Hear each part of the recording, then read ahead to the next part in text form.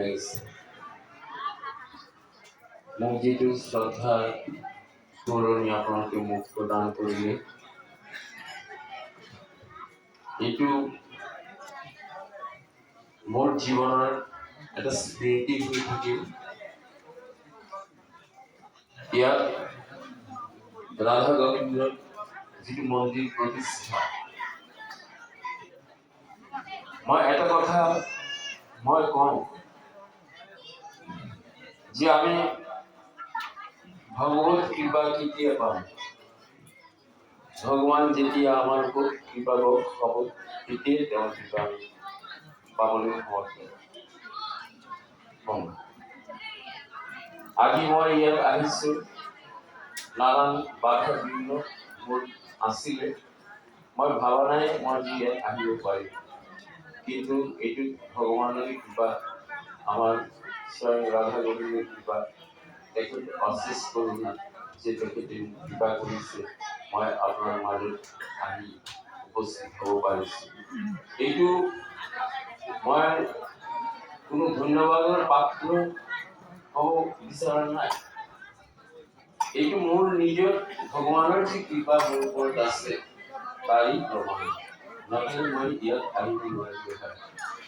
আজি আপোনালোকৰ প্ৰেম ভক্তি মোক ইয়াতে মাতি আনিছে, মই চবৰ ঈশ্বৰৰ ওচৰত মই এইটো প্ৰাৰ্থনা কৰিছোঁ, সমূহ ৰাইজ ইয়াৰ ওচৰত যিমান ৰাইজ আছে, মই আগতো সাপেট আহিছোঁ, বিশেষকৈ আমাৰ বাবা ডাঙৰীয়া বাবাৰ আশ্ৰয়ত মই 2-3বাৰ আহিছোঁ, তেখেতৰ কৃপা মোৰ ওপৰত আছে।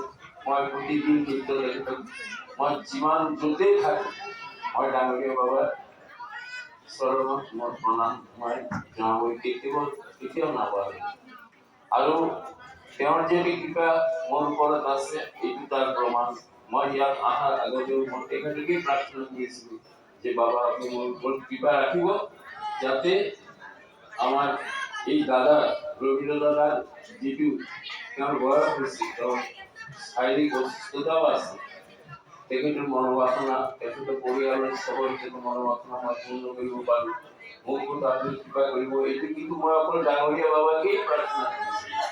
আজি তেখেতে মোৰ ইচ্ছা পূৰ্ণ কৰিছে। মই সমূহ এই সাপ্তাহিক আপোনালোকে যিমান দূৰ দূৰান্তৰ পৰা মোৰ ভক্তপ্ৰাণ ৰাইজবিলাক ইয়াত উপস্থিত হৈছে, মই চবকে মোৰ হাতত সম্ভাষণ এবং আশীৰ্বাদ মই যাচিছোঁ।